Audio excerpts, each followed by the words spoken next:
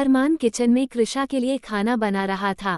खाना बनाते हुए भी अरमान का ध्यान अर्जुन के साथ हुए वीडियो कॉल पर था। वो रूहान खुराना के बारे में सोच रहा था। अरमान ने बीच में मलिक को कॉल पर लिया। अरमान कॉल पर बोला, होटल सनशाइन में अर्जुन सिंघानिया रूहान खुराना के साथ रुका हुआ है। They are planning something, I need to know everything. Okay sir, Malik ने हामी भरते हुए कहा। फिर कुछ पल रुककर वो धीमी आवाज में बोला, वो लोग फर्स्ट हियरिंग की तैयारी काफी जोरों शोरों से कर रहे हैं। उन्होंने मिस्टर जिंदल को अपना लॉयर अपॉइंट किया है। उन लोगों के आदमी हर जगह हर प्रोफेशन में फैले थे। किसी के बारे में भी पता लगाना उनके लिए मामूली बात थी। मलिक ने उनके लॉयर के बारे में बताया। मिस्टर जिंदल शहर के बड़े लायर्स में से एक थे। उनका नाम सुनकर भी अरमान के चेहरे पर कोई चिंता नहीं थी। उसने एविल स्माइल करते हुए कहा, जिंदल हो या बिंदल, सामना अरमान राणा से होगा। अरमान राणा के आगे कोई नहीं टिक सकता। वो तो है। मलिक ने भी मुस्कुराकर जवाब दिया और कॉल कट कर दिया। अरमान ने डिनर बना लिया था। वो काफी एलिगेंटली काम कर रहा था। सर्विंग ट्रॉली के साथ अरमान रूम में पहुंचा। कृषा उसका वेट करते हुए घुटनों पर सिर रखकर बैठी थी। वो अर्जुन के बारे में सोच रही थी। कृषा ने खुद से कहा, अर्जुन भैया ने ये क्यों कहा मैं उनके वापस आ जाऊंगी। मुझे अरमान से अलग नहीं होना। कोई उसे कुछ भी कहे, मुझे अरमान के साथ ही रहना है, फिर चाहे वो कैसा भी हो। बोलते हुए कृषा की नज़र दरवाजे पर पड़ी तो वो चुप हो गई। अरमान ने भी कृषा की बातें नहीं सुनी थी तो उसने ज्यादा ध्यान नहीं दिया। वो सर्विंग ट्रॉली के साथ कृषा के पास आया और खाने के ऊपर से प्लेट हटाए। खाना देखकर कृषा की आंखों में चमक आ गई। हालांकि अरमान ने उसे कुछ भी अनहेल्दी खाने से मना किया था, फिर भी उसने उसके लिए white sauce pasta, cheese sandwich और कपकेक्स बनाए थे। तुमने इतनी कम टाइम में मेरे लिए इतना कुछ बना दिया। मुझे लगा तुमने मेरी बात मान ली तो मेरे लिए कुछ यक्सा लेकर आओगे, जिसे खाने के बाद मुझे उल्टी होने लगेगी। कृषा एक्साइटेड होकर बोली। कुछ भी कहने से पहले अरमान ने कृषा के चेहरे की तरफ देखा, जिस पर खुशी दिखाई दे रही थी। अरमान ने बिना किसी भाव के कहा, तुम्हें किसी और की लाई हुई आइसक्रीम और चॉकलेट देखकर इतना एक्साइटेड होने की जरूरत नहीं है। किचन में जाओगी तो रेफ्रिजरेटर में तुम्हें हर तरह की चॉकलेट और आइसक्रीम मिल जाएगी। अरमान दिखाता नहीं था पर वो कृषा की बहुत केयर करता था। कृषा ने उसे थैंक्स कहा और अरमान के गाल पर हल्का सा किस कर दिया। ये सब मेरा फेवरेट है। थैंक यू सो मच मेरी बात मानने के लिए, कृषा ने जवाब दिया। उसने पहले खुद खाने के बजाय पहला बाइट अरमान की तरफ बढ़ाया। कुछ ही देर में कृषा और अरमान का डिनर खत्म हो गया था। डिनर के बाद कृषा ने आइसक्रीम खाने की डिमांड की थी तो अरमान उसके लिए वो भी ले आया था। जब उनका खाने पीने का प्रोग्राम खत्म हो गया तब अरमान ने सीरियस वॉइस में कहा, तुम जो चाहती थी वो सब मैंने किया, अब तुम्हारी बारी है। क्या मतलब तुम्हारा? मैं कुछ समझी नहीं, कृषा ने हैरानी से पूछा। अरमान ने उसकी बात का जवाब देते हुए कहा, हमारी आज रात की फ्लाइट थी। जब हम पहले पड़ाव पर जाने वाले थे लेकिन you are not feeling well. तुम्हारे पास एक दिन का टाइम है। प्रॉपर रेस्ट करो और पूरी तरह ठीक हो जाओ। अगर डॉक्टर की जरूरत है तो हॉस्पिटल भी चलेंगे। अरमान की बातों से कृषा समझ गई थी कि वो बात करने से पहले इतना सीरियस क्यों हुआ था। हालांकि कृषा को उन 7 पड़ावों और वहां रखे एसेट्स में कोई दिलचस्पी नहीं थी पर फिर भी उसे दिल में बुरा फील हो रहा था। आज उन दोनों का रिश्ता चाहे जो भी हो, लेकिन सच ये था कि अरमान ने कृषा से शादी माफिया किंग की पोजीशन पाने के लिए की थी ताकि वो अपनी पोजीशन स्ट्रांग कर सके। अचानक ही कृषा की खुशी मायूसी में बदल गई थी। उसने उदास चेहरे के साथ कहा, अगर तुम्हें सब कुछ मिल जाएगा तो तुम मुझे छोड़ दोगे क्या, या फिर वो करोगे जो हरलीन बुआ के साथ हुआ था? कृषा ने मासूमियत से पूछा। सो जाओ, तुम्हें रेस्ट की जरूरत है, अरमान ने कृषा की बात को टालते हुए कहा। उसने लाइट्स ऑफ कर दी और बिस्तर पर आकर लेट गया। कृषा ने हरलीन का नाम लेकर अरमान के जख्मों को हरा कर दिया था। दोनों एक बिस्तर पर दूर दूर लेटे थे लेकिन दोनों को ही नींद नहीं आ रही थी। लेते हुए कृषा ने अरमान की तरफ देखा जो बिना किसी भाव के सीलिंग की तरफ देख रहा था। कृषा अरमान के करीब जाने लगी तो वहीं उसे अपने करीब आते देखकर अरमान ने करवट बदली और कृषा की तरफ अपनी पीठ कर ली। उसकी बेरुखी कृषा को हट कर रही थी। कृषा ने नम आंखों से अपने मन में कहा, मुझे लगा था हम दोनों के बीच की सारी दूरियां मिटाने के बाद अरमान मेरे करीब आ जाएगा, मुझे प्यार करने लगेगा, पर मैं गलत थी। शायद इसे जो चाहिए था वो मिल चुका है। पहले मुझसे शादी करना और फिर मेरे साथ फिजिकल रिलेशन बनाना। इसके अलावा अरमान की प्रायोरिटी उन 7 पड़ाव पर मौजूद असेट्स को पाना था। पहले 2 चीज़ तो उसने हासिल कर ही ली है और अब तभी ये असेट्स के बारे में सोच रहा है। मैं कितनी गलत थी जो ये सोच बैठी कि अरमान मुझसे प्यार करता है। अरमान की बेरुखी से अचानक से कृषा के मन में नेगेटिव थॉट्स आने लगे और वो अरमान को गलत समझने लगी। वही अरमान के दिल में इस वक्त कुछ और ही चल रहा था। उसने अपने मन में कहा, जानता हूँ तुम इस वक्त मेरे बारे में क्या सोच रही होगी। तुम्हें यही लगता होगा कि मुझे तुम्हारी बॉडी से मतलब है, तो ऐसा कुछ नहीं है। मैं इतना पावरफुल हूँ कि तुम्हें हर खतरे से बचा सकता हूँ, लेकिन कुछ अनजान खतरे ऐसे हैं जिनके बारे में मैं भी नहीं जानता और उनके लिए मुझे माफिया किंग पोजीशन चाहिए। तुम्हें ऐसा क्यों लगा कि मैं वो सब तुम्हारे साथ होने दूंगा जो हरलीन बुआ के साथ हुआ? तुम तो जानती तक नहीं उन्होंने कितनी तकलीफ झेली है। अपने ख्यालों में खोए हुए अरमान कृषा की तरफ पलटा तो उसने देखा कृषा सो चुकी थी। वो उसके पास आया और उसके फोरहेड पर किस किया। कृषा के सोने के बाद अरमान भी सोने की कोशिश करने लगा। आखिर कल का दिन उसके लिए इतना बड़ा जो होने वाला था। रात के लगभग 2 बजे बज रहे थे। अर्जुन सो चुका था जबकि रोहान अपने स्वीट के बालकनी में खड़ा आसमान के तारे देख रहा था। उसके चेहरे पर हल्की मुस्कुराहट थी। जो चीज़ मेरी किस्मत में नहीं थी, उसे किस्मत में से लड़कर मैंने अपना बनाया है। बहुत मेहनत की है मैंने इसके लिए। अब वो लम्हा दूर नहीं जब तुम मेरी हो जाओगी कृषा सिंघानिया। रोहान वहां खड़ा तारों के सामने बातें कर रहा था, तभी उसके मोबाइल पर एक कॉल आया। वो उसके डैड मिस्टर विक्रांत खुराना का कॉल था। रोहान ने कॉल पिक किया। सामने से मिस्टर विक्रांत खुराना की रौबदार आवाज आई, तुम मुंबई गए हो? जाने से पहले एक बार बात तो दिया होता। देखो मैं तुम्हें पहले ही समझा चुका हूँ। अरमान राणा से लड़ना हमारी पहुंच से बाहर है। वो रोहान को समझा रहे थे, तभी रोहान उनकी बात बीच में काटते हुए बोला, अगर मैं कहूँ अब अरमान राणा हमारा कुछ नहीं कर सकता तो फिर आप क्या कहेंगे? मजाक कर रहे हो क्या? तुम उसकी वाइफ से शादी करने के बारे में सोच रहे हो? उसकी वाइफ से शादी करने का मतलब उसकी प्रॉपर्टी सीधे सीधे तुम्हारे नाम हो जाएगी। विक्रांत ने चिल्लाते हुए कहा। उन्हें रोहान की बातें मजाक लग रही थी। रूहानी सीरियस चेहरा बनाया और सख्त आवाज में कहा, डैड मैं क्यों किसी और की वाइफ के साथ शादी करने के बारे में सोचूंगा, जबकि मैं तो पहले से ही शादीशुदा हूँ। हाँ ये बात अलग है कि एक इंटरनेशनल माफिया मेरी वाइफ को किडनैप करके खुद की वाइफ डिक्लेयर करने पर लगा है। इसका मतलब ये तो नहीं कि मैं अपनी वाइफ को इतनी आसानी से जाने दूंगा। कृषा खुराना मेरी है और मेरी ही रहेगी। रोहान उस समय किसी साइको की तरह बात कर रहा था। उसकी बातों ने विक्रांत का गुस्सा बढ़ा दिया था। विक्रांत ने तेज आवाज में कहा, देखो तुम्हारी ये गोल गोल घुमाकर बातें करने की आदत मुझे बिल्कुल पसंद नहीं है। तुम दुनिया को बेवकूफ़ बना सकते हो लेकिन मुझे नहीं। तुम्हारा बाप हूँ, जो कहना है सीधे सीधे कहो।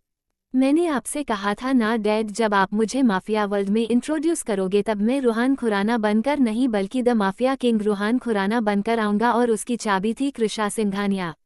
बहुत मेहनत की है मैंने कृषा सिंघानिया को पाने के लिए।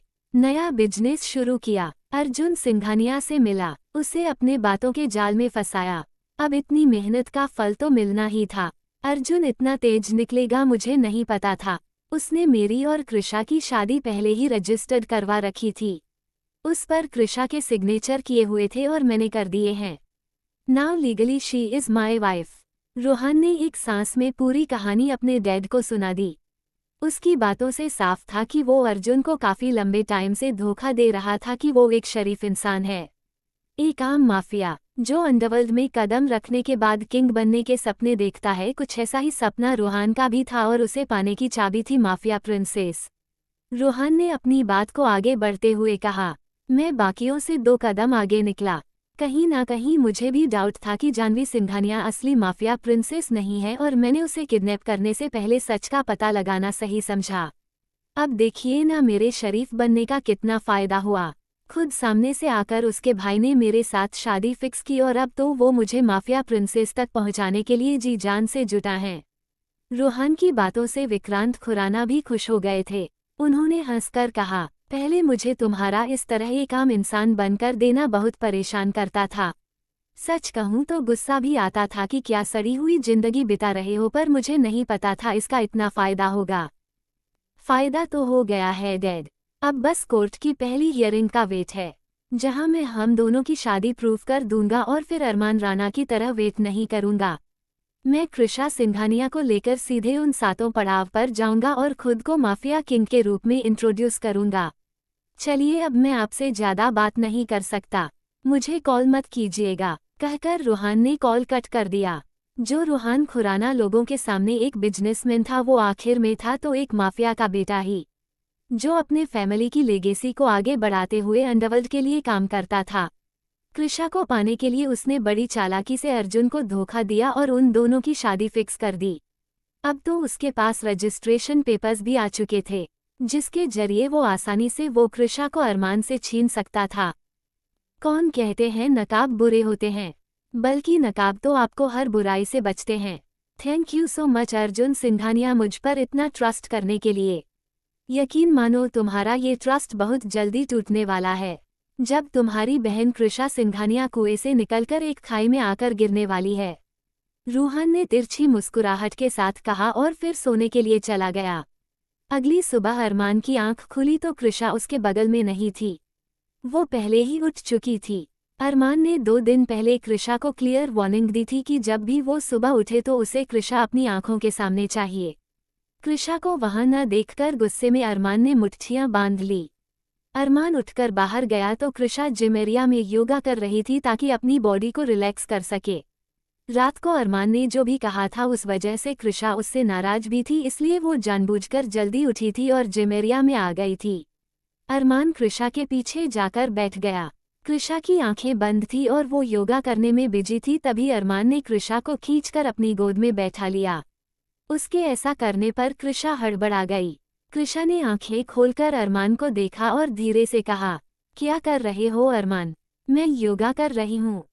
So what? मैंने तुम्हें कहा था तुम मुझसे पहले बिस्तर से नहीं उठोगी, फिर मेरे मना करने के बावजूद तुम्हारी हिम्मत कैसे हुई मुझे अकेले छोड़कर यहाँ आने की? अरमान ने सर्द लहजे में कहा। कृषा ने अपनी नजरें झुका ली। उसने धीमी आवाज में जवाब देते हुए कहा, तुमने ही कहा था हमें पहले पड़ाव पर जाना है। मुझे बेटर लगे इसलिए योगा करने आ गई। अब समझ नहीं आ रहा तुम्हारी कौन सी बात मानूं या कौन सी नहीं।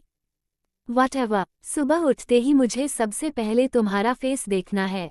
अरमान बोल रहा था तभी अचानक कृषा के मुंह से निकला, और किसी दिन में तुम्हारे साथ ही ना हुई तो।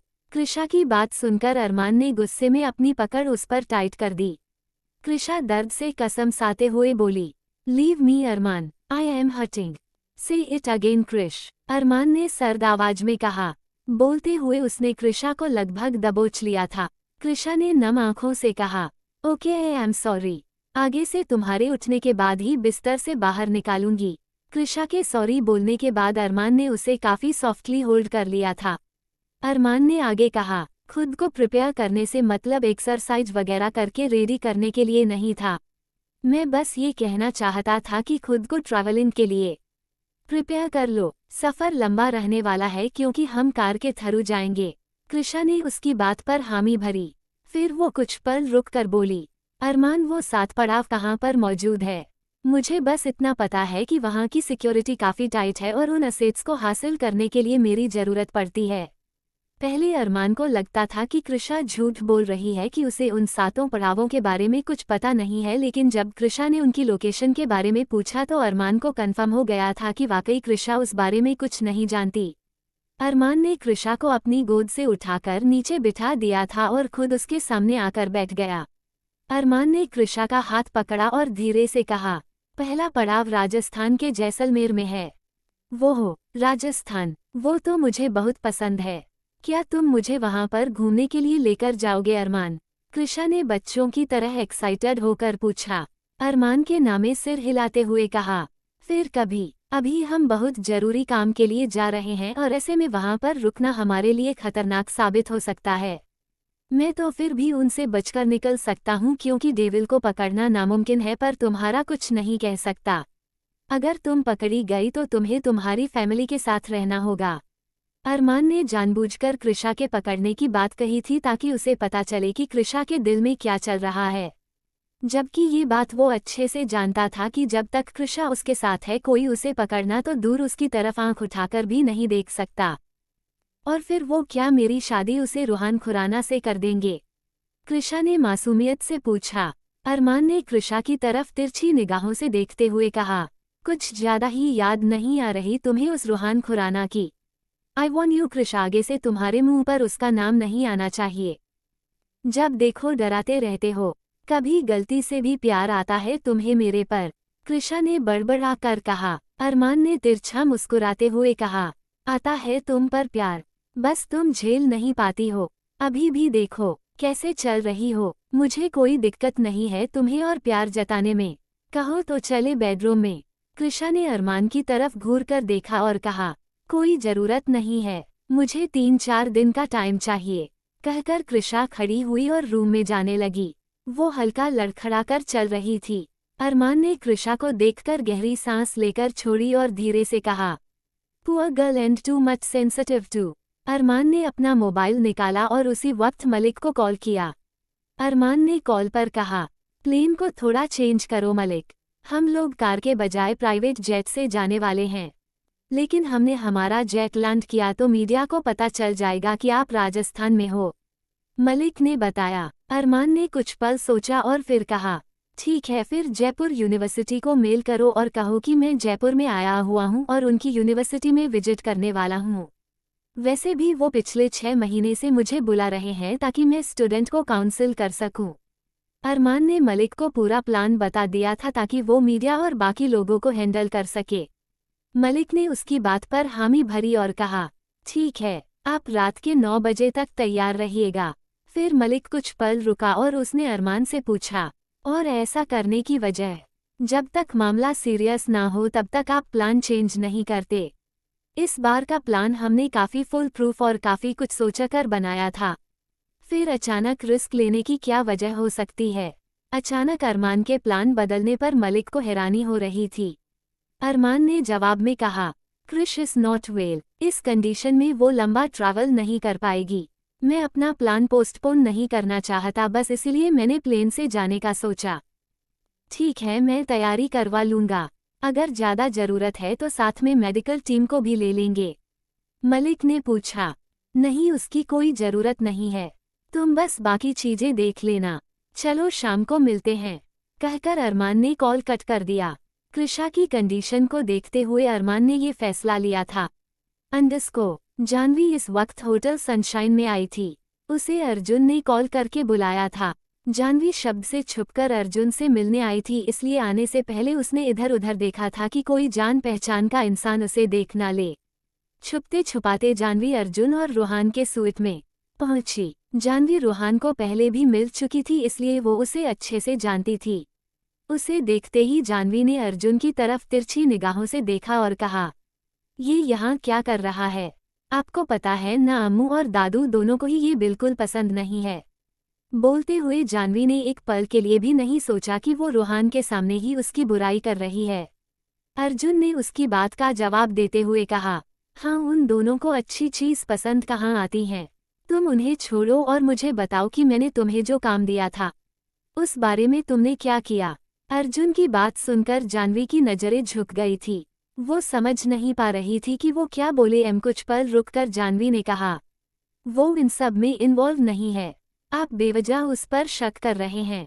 इनफैक्ट उसे तो ये तक नहीं पता कि अरमान किस पल क्या करता है। जानवी की बातों ने अर्जुन को गुस्सा दिला दिया था। वो चिल्लाते हुए बोला, मुझे मत सिखाओ कौन कैसा है, वो सारी फैमिली ही एक जैसी है। मैंने तुम्हें शब्द राणा के पास इसलिए भेजा था ताकि तुम उसके जरिए अरमान पर नज़र रख सको और मुझे बता सको कि वो कब क्या करता है, ना कि उसके साथ प्यार का खेल खेलने के लिए। अर्जुन उसे वक्त काफ़ी गुस्से में नजर आ रहा था।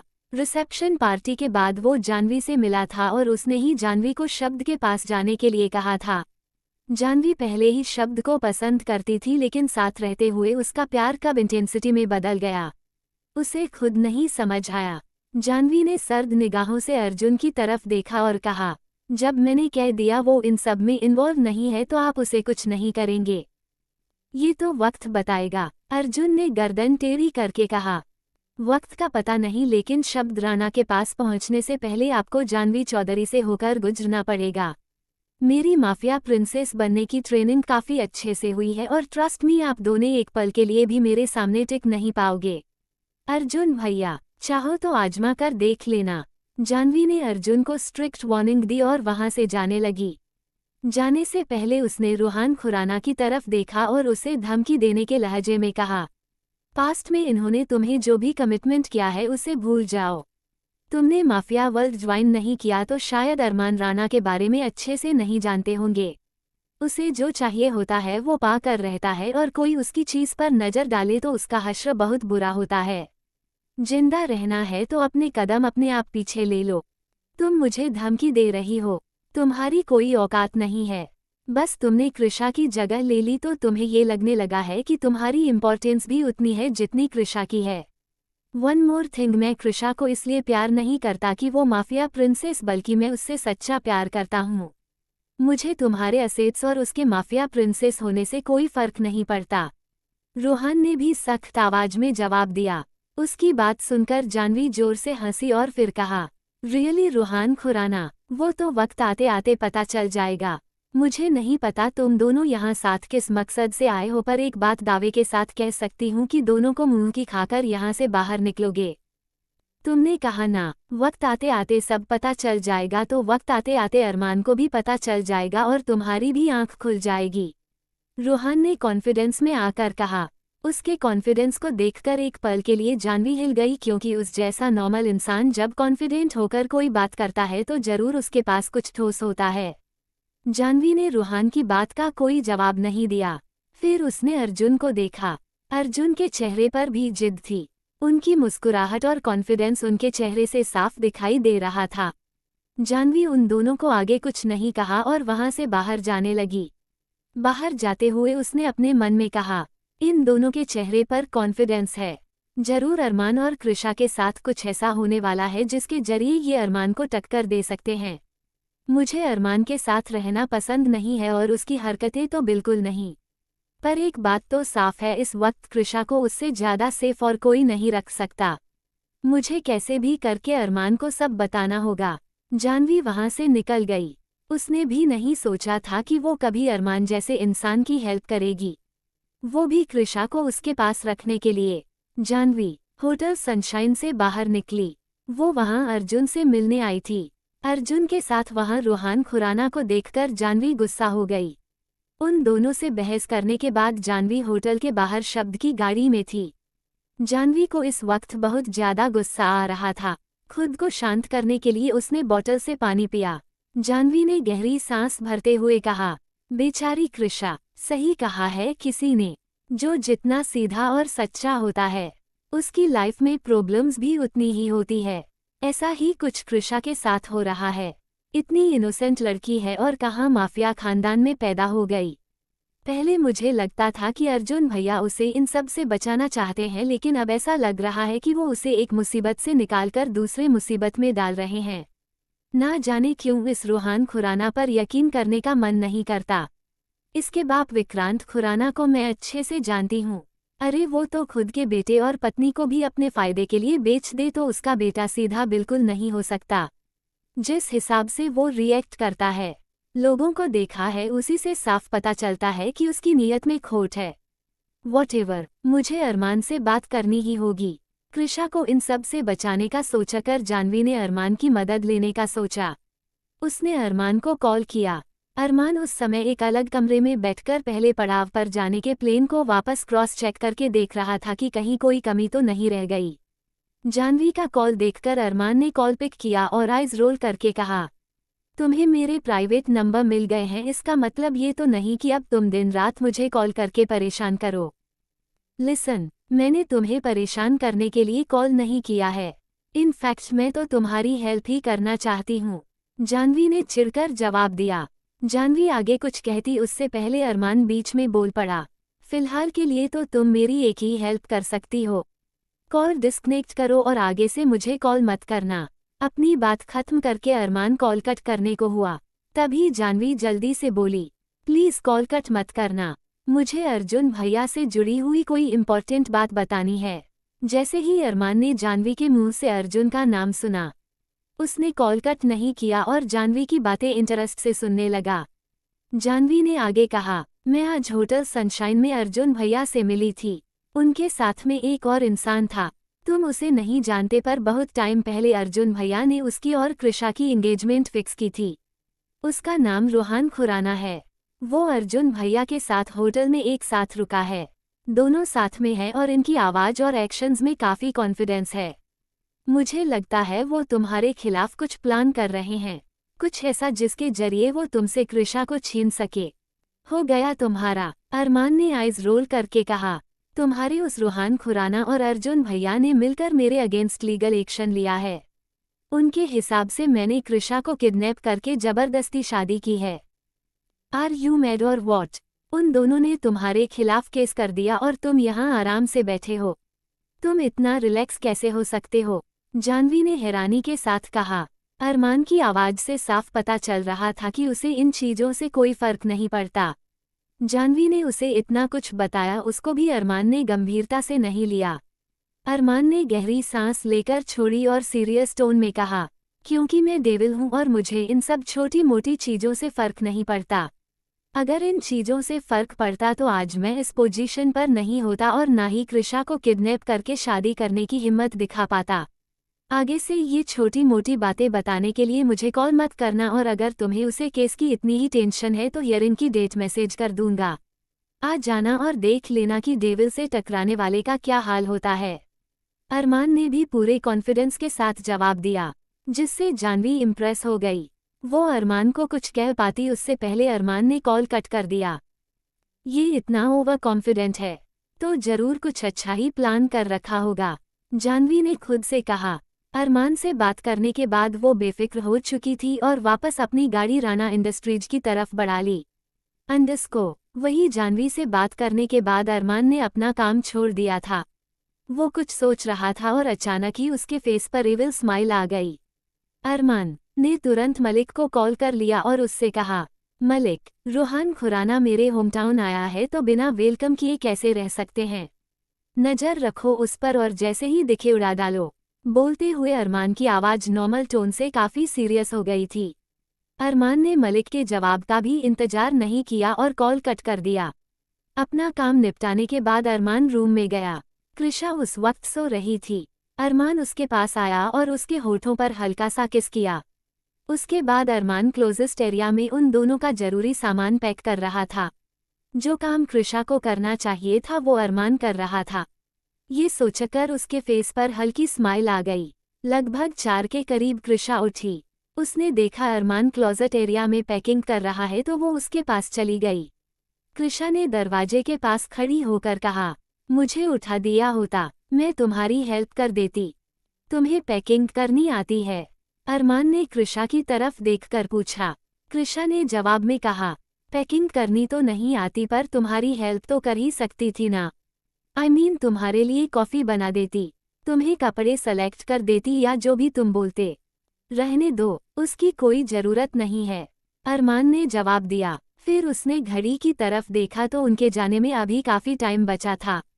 कृषा और वो जानवी टाइम अपने फ्लो पर बिताते थे। अरमान के पास तो फिर भी करने के लिए कुछ होता था, लेकिन कृषा के पास कोई काम नहीं होने की वजह से वो दिन भर सोने या अरमान की तरफ देखने के अलावा और कुछ नहीं करती थी। अचानक अरमान ने कहा, चलो चेंज कर लो, कुछ देर के लिए बाहर चलते हैं। बाहर चलने के नाम से ही कृषा एक्साइटेड हो गई और दौड़कर अरमान के गले लग गई। उसने अरमान के गले लगे हुए ही कहा, तुम जब मेरा ख्याल रखते हो तो मुझे बहुत अच्छे लगते हो, लेकिन जब तुम मुझसे ज़्यादा प्रायोरिटी माफिया किंग की पोजीशन को देते हो तो I hate you so much. Krisha के आई हेट यू कहने पर अचानक ही अरमान की आंखें सर्द हो गई। उसने कृषा को खुद से अलग किया और उसे कसकर पकड़ते हुए कहा, तुम मुझे नफरत नहीं कर सकती, चाहे मैं तुम्हारी केयर करूं या तुम्हें इग्नोर। हाँ ठीक है, पर इतना टाइटली क्यों पकड़ा है? मुझे दर्द होता है, कृषा ने कसमसाते हुए कहा तो अरमान ने अपनी पकड़ ढीली कर दी। अरमान ने कृषा को छोड़ते हुए कहा, चलो अब ऐसा करो, जाकर जल्दी से चेंज कर लो, तुम्हारे पास सिर्फ 15 मिनट है। कृषा को वहीं पर छोड़कर अरमान बाहर चला गया। कृषा ने जल्दी से ड्रेस चेंज की। उसके पास ज्यादा टाइम नहीं था, इसलिए उसने कैजुअल्स ही पहने थे। अरमान के दिए टाइम के अनुसार लगभग 20 मिनट के बाद कृषा और अरमान साथ में अरमान की गाड़ी में थे। अरमान खुद ही ड्राइव कर रहा था, जबकि कृषा उसके पास पैसेंजर सीट पर बैठी थी। अरमान ने अपनी गाड़ी में लोकेशन होटल सनशाइन की सेट की थी। वो जानबूझकर कृषा को वहां लेकर जा रहा था। मेरे पास इतना टाइम नहीं है कि मैं तुम्हारे कहीं जाने का वेट करूं रोहान खुराना। क्यों ना एक गेम आमने सामने की हो जाए, अरमान ने अपने मन में कहा। उसके फेस पर हल्की एविल स्माइल थी, जिसे देखकर कृषा कंफ्यूजन से उसके चेहरे को देख रही थी। क्या सोच रहे हो, जो इतनी अजीब तरीके से स्माइल कर रहे हो? कृषा ने अरमान के हाथ पर हाथ रखकर पूछा। बस यूँ समझ लो, किसी को उसकी औकात दिखानी है, अरमान ने जवाब दिया और गाड़ी होटल सनशाइन के पार्किंग एरिया में पार्क की। अरमान कृषा को डाइनिंग एरिया में लेकर गया, जहां कृषा ने अपने मनपसंद की काफ़ी सारी डिशेज ऑर्डर कर ली। अरमान का जानवी ध्यान अपने मोबाइल स्क्रीन पर था। उसने जैसे तैसे करके होटल की सिक्योरिटी कैमरा की एक्सेस पा ली थी। वैसे भी उसके लिए ये काम मुश्किल नहीं था। वही कृषा ने अरमान का ध्यान खाने के बजाय मोबाइल में देखा तो उसने चिढ़ते हुए कहा, जब तुम्हें अपने मोबाइल में ही देखना था तो यहाँ आने की क्या जरूरत थी? ऐसा लगता है कि तुम मेरे साथ होकर भी नहीं होते। अरमान ने कृषा की तरफ बिना देखे कहा, जल्दी से अपना खाना खत्म करो। एंड वन मोर थिंग, मैं यहाँ तुम्हें तुम्हारी खुशी के लिए लेकर आया था। मुझे हर तरह की डिशेस बनाना आता है और बाहर घूमने का इतना कोई शौक भी नहीं है कि ये नॉर्मल सा खाना खाने के लिए किसी प्रीमियम होटल में आऊं। फिर मुझे यहाँ क्यों लेकर आए हो? मुझे भी अपने हाथों से बनाकर डाल देते ना, कृषा ने हल्के गुस्से में कहा। वो अरमान के साथ टाइम बिताने को लेकर काफी एक्साइटेड हो रही थी, लेकिन अरमान के इस तरह इग्नोर करने पर कृषा का मूड बिगड़ चुका था।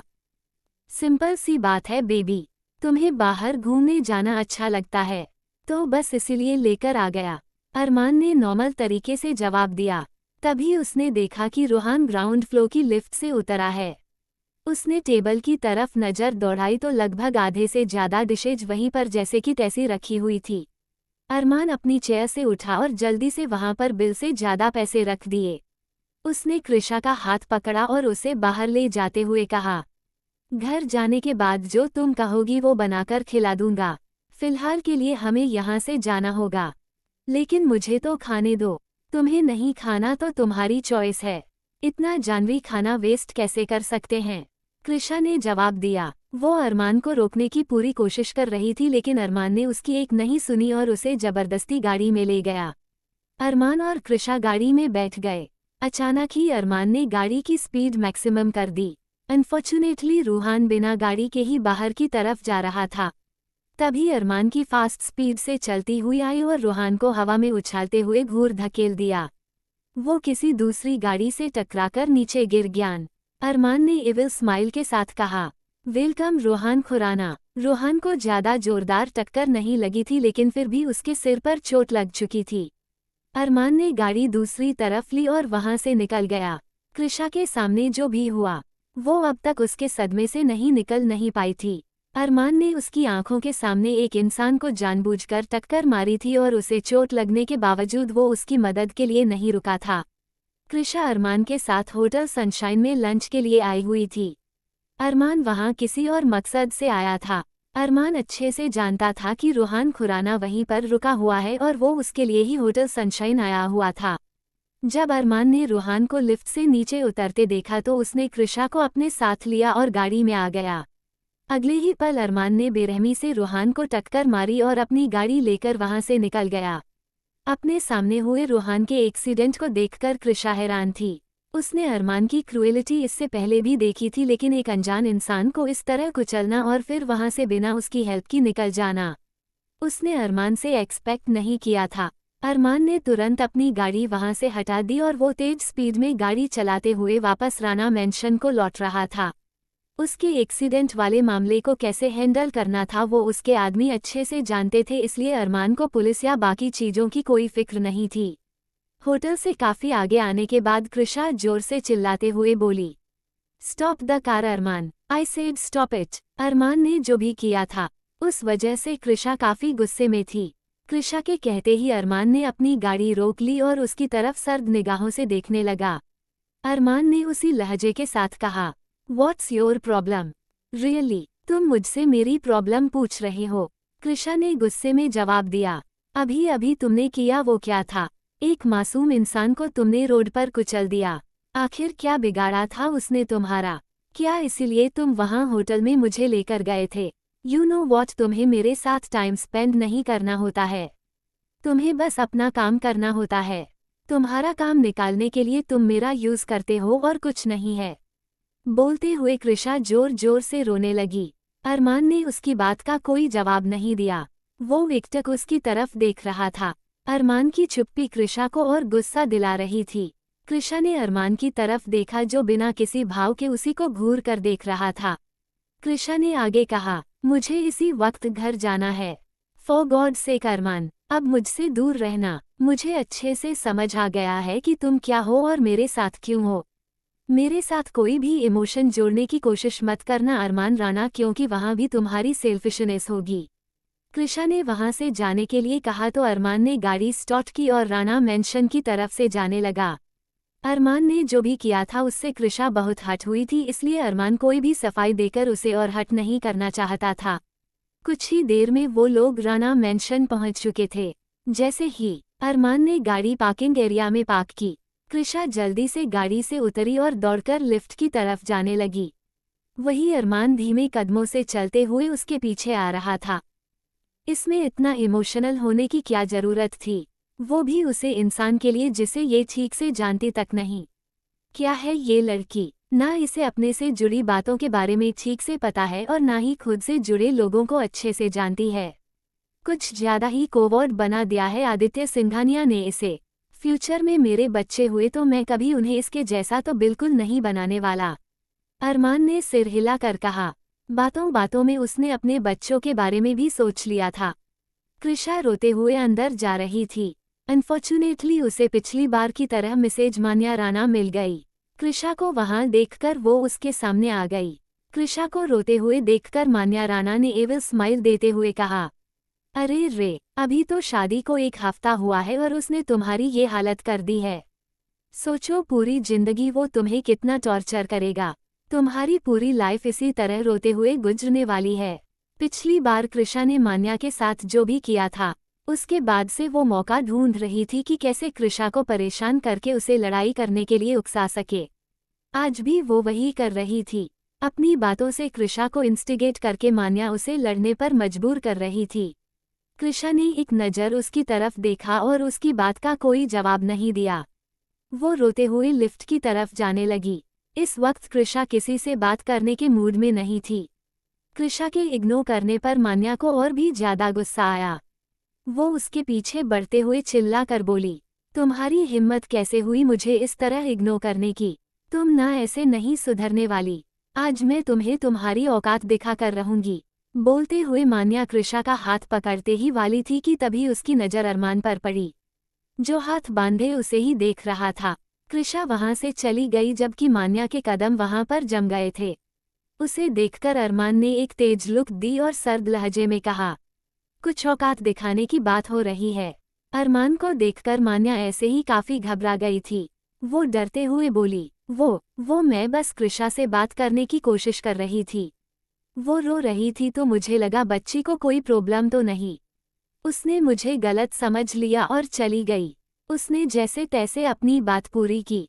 आगे से उस बच्ची और उसकी प्रॉब्लम को मुझ पर छोड़ दीजिए वरना आपको प्रॉब्लम हो सकती है। अरमान ने सख्त लहजे में जवाब दिया और वहां से निकल गया। उसके जाते ही मान्या ने राहत की सांस ली। उसने अपने सीने पर हाथ रखा। अरमान को अचानक सामने देखकर मान्या की हार्टबीट तेज हो गई थी। मान्या ने धीरे से कहा, ओह गॉड, ये लड़का, ये सिर्फ दिखने में ही इनोसेंट है, बाकी इसकी आवाज से ही डर लगता है मुझे। मान्या ने इधर उधर देखा और वहां से चली गई। अंडस्को ऊपर आते ही कृषा दौड़कर वॉशरूम में गई और जोर जोर से रोने लगी। कृषा ने शॉवर ऑन किया और उसके नीचे खड़ी हो गई ताकि उसके रोने की आवाज बाहर तक ना सके। कृषा सुबकते हुए धीरे से बोली, अरमान मुझे प्यार नहीं करता। ये मैं पहले से जानती थी, फिर मुझे इतनी तकलीफ क्यों हो रही है। अरमान माफिया है, क्रूएल है, लोगों की जान लेता है। फिर उसका ये चेहरा देखकर मुझे क्यों दर्द हो रहा है। अरमान अंदर आया तो उसने बाथरूम से शॉवर की आवाज सुनी। अरमान गुस्से में दरवाजे के पास आया और खोलने की कोशिश करने लगा। इस बार दरवाजा अंदर से बंद था। अरमान बाहर से गुस्से में जोर से चिल्लाया, अगर पानी में भीगने की वजह से तुम्हारी तबीयत खराब हुई तो आई स्वेयर क्रिश तुम्हारे लिए अच्छा नहीं लगा। कृषा ने अंदर से कोई जवाब नहीं दिया। उसने शावर बंद किया और गीले कपड़े निकाल दिए। कृषा बाथरोब पहनकर बाहर आई और बालों में टॉवल बांध रखा था। कृषा ने बाहर आकर अरमान की आंखों में देखा। अरमान की आंखें गुस्से में लाल थी तो कृषा की रोने की वजह से। कृषा ने अरमान से भरी आवाज में कहा, डोंट वरी, मेरी वजह से तुम्हारे मिशन में कोई रुकावट नहीं आएगी। कहकर कृषा रूम की साइड अलमारी की तरफ गई और वहां से फर्स्ट एड बॉक्स निकालकर कुछ दवाएं लेने लगी। कृषा को वहां आए हुए 1 हफ्ते से ज्यादा का टाइम हो गया था। इतने दिनों में रूम में कौन सी चीज कहाँ होती है वो उसे अच्छे से पता था। कृषा की इस तरह इग्नोर करने पर अरमान ने गुस्से में मुट्ठियां बांध ली। वो इस वक्त कृषा को कुछ भी नहीं कहना चाहता था, इसलिए रूम से बाहर चला गया। वहीं कृषा को लगा कि अरमान उसे मनाएगा और पैम्पर करेगा, लेकिन वो फिर से उसे इग्नोर कर रहा था। अरमान को जाते हुए देखकर कृषा ने अपने मन में कहा, क्या मैं इतना भी डिजर्व नहीं करती कि तुम आकर मुझसे प्यार से बात करो।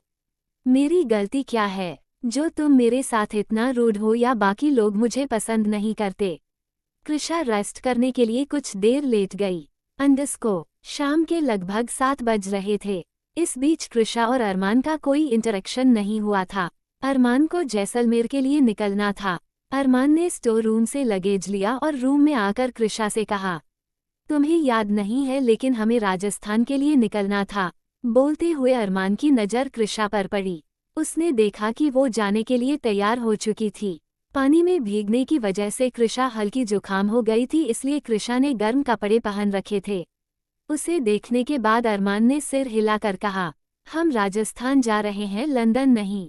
जो तुमने इस तरह के कपड़े पहने हैं, हाँ, इस मौसम में वहाँ हल्की ठंड होती है, पर इतनी भी नहीं कि तुम उठे ज़्यादा गर्म कपड़े पहनो। कृषा ने उसकी बात का कोई जवाब नहीं दिया और लिफ्ट की तरफ जाने लगी। अरमान उसके पीछे पीछे गया। वो दोनों नॉर्मल लिफ्ट में जाने के बजाय प्राइवेट लिफ्ट से नीचे गए थे, जो अरमान ने खास पर्पस से बनाई थी। वो दोनों वहां से इसलिए गए थे ताकि बाकी घर वालों का सामना नहीं करना पड़े। अरमान अब 1 सेकंड भी वेस्ट नहीं करना चाहता था।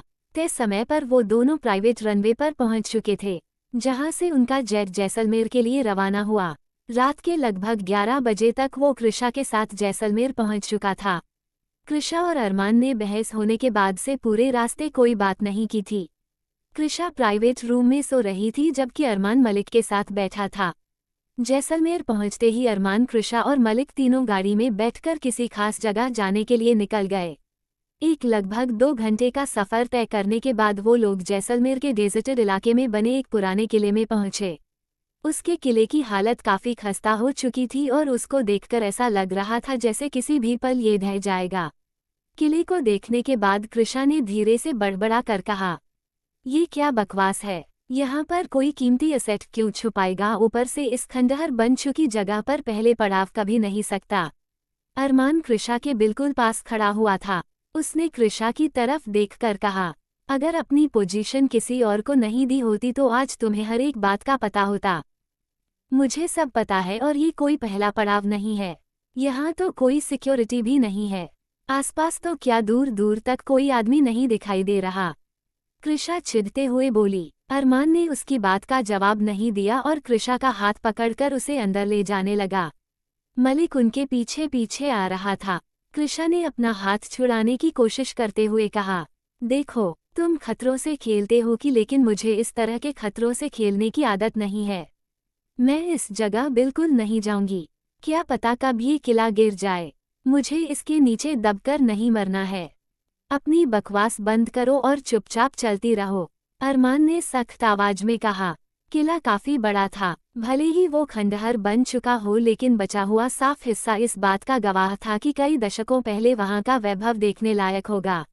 किले में जाने के बाद वो लोग वहां के तहखाना में पहुंचे। वो एक अंडरग्राउंड जगह थी। जैसे ही वो वहां गए, अरमान दरवाजे के पास खड़ा हो गया। कृषा हैरानी से उसकी तरफ देख रही थी कि अरमान रुक क्यों गया है। जब इतनी दूर आ ही गए हो तो आगे जाने में क्या प्रॉब्लम है? कृषा ने सिर हिलाकर कहा और आगे जाने लगी। तभी अरमान ने उसका हाथ पकड़कर उसे पीछे खींचा। कृषा गुस्से में अरमान की तरफ देख रही थी। तभी अरमान ने अपना वॉच खोला और दरवाजे के उस पार उसे फेंक दिया। अगले ही पल वो वॉच जलकर नीचे गिर चुका था क्योंकि वहां इनविजिबल सिक्योरिटी सिस्टम सेट किया हुआ था। उस नज़ारे को देखकर कृषा कांप गई और उसने डर के मारे अरमान का हाथ कसकर पकड़ लिया।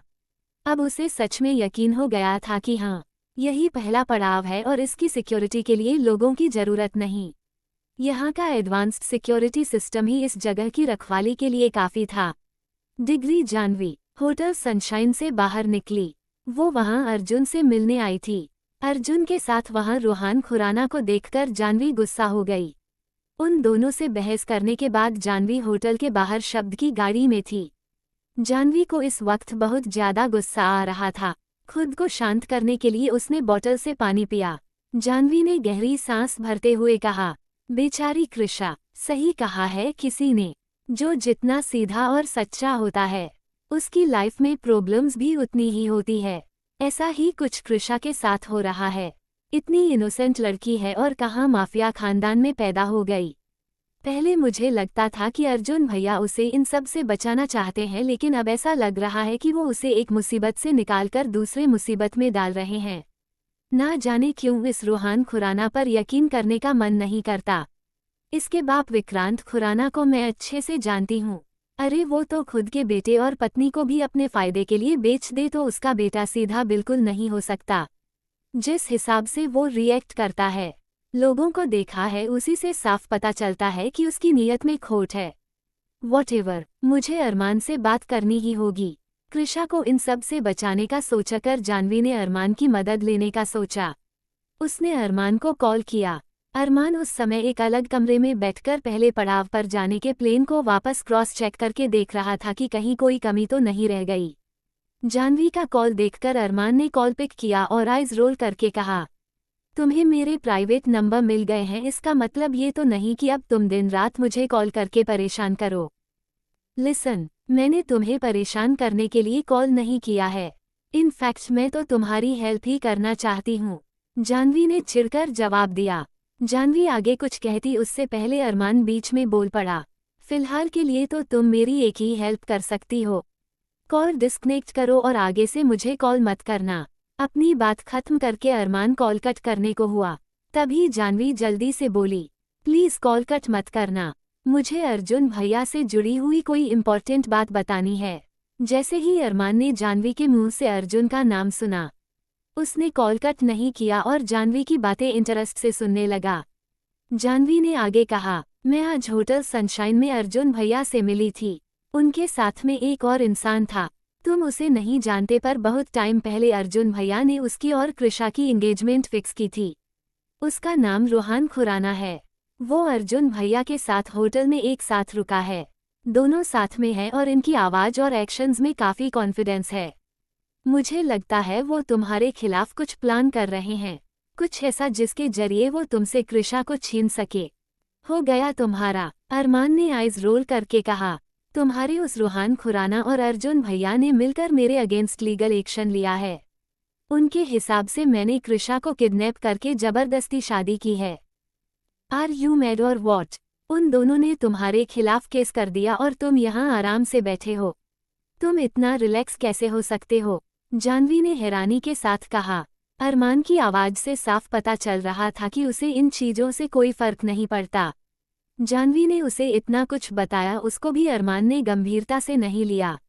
अरमान ने गहरी सांस लेकर छोड़ी और सीरियस टोन में कहा, क्योंकि मैं डेविल हूँ और मुझे इन सब छोटी मोटी चीज़ों से फर्क नहीं पड़ता। अगर इन चीज़ों से फर्क पड़ता तो आज मैं इस पोजीशन पर नहीं होता और ना ही कृषा को किडनैप करके शादी करने की हिम्मत दिखा पाता। आगे से ये छोटी मोटी बातें बताने के लिए मुझे कॉल मत करना, और अगर तुम्हें उसे केस की इतनी ही टेंशन है तो हियरिंग की डेट मैसेज कर दूंगा। आ जाना और देख लेना कि डेविल से टकराने वाले का क्या हाल होता है। अरमान ने भी पूरे कॉन्फिडेंस के साथ जवाब दिया। जिससे जानवी इम्प्रेस हो गई। वो अरमान को कुछ कह पाती उससे पहले अरमान ने कॉल कट कर दिया। ये इतना ओवर कॉन्फिडेंट है तो जरूर कुछ अच्छा ही प्लान कर रखा होगा, जानवी ने खुद से कहा। अरमान से बात करने के बाद वो बेफिक्र हो चुकी थी और वापस अपनी गाड़ी राणा इंडस्ट्रीज की तरफ बढ़ा ली। वही जानवी से बात करने के बाद अरमान ने अपना काम छोड़ दिया था। वो कुछ सोच रहा था और अचानक ही उसके फेस पर इविल स्माइल आ गई। अरमान ने तुरंत मलिक को कॉल कर लिया और उससे कहा, मलिक, रोहान खुराना मेरे होमटाउन आया है तो बिना वेलकम किए कैसे रह सकते हैं? नजर रखो उस पर और जैसे ही दिखे उड़ा डालो। बोलते हुए अरमान की आवाज नॉर्मल टोन से काफी सीरियस हो गई थी। अरमान ने मलिक के जवाब का भी इंतजार नहीं किया और कॉल कट कर दिया। अपना काम निपटाने के बाद अरमान रूम में गया। कृषा उस वक्त सो रही थी। अरमान उसके पास आया और उसके होठों पर हल्का सा किस किया। उसके बाद अरमान क्लोजेस्ट एरिया में उन दोनों का जरूरी सामान पैक कर रहा था। जो काम कृषा को करना चाहिए था वो अरमान कर रहा था। ये सोचकर उसके फेस पर हल्की स्माइल आ गई। लगभग 4 के करीब कृषा उठी। उसने देखा अरमान क्लोजेट एरिया में पैकिंग कर रहा है तो वो उसके पास चली गई। कृषा ने दरवाजे के पास खड़ी होकर कहा, मुझे उठा दिया होता, मैं तुम्हारी हेल्प कर देती। तुम्हें पैकिंग करनी आती है? अरमान ने कृषा की तरफ देखकर पूछा। कृषा ने जवाब में कहा, पैकिंग करनी तो नहीं आती पर तुम्हारी हेल्प तो कर ही सकती थी ना। तुम्हारे लिए कॉफ़ी बना देती, तुम्हें कपड़े सेलेक्ट कर देती या जो भी तुम बोलते।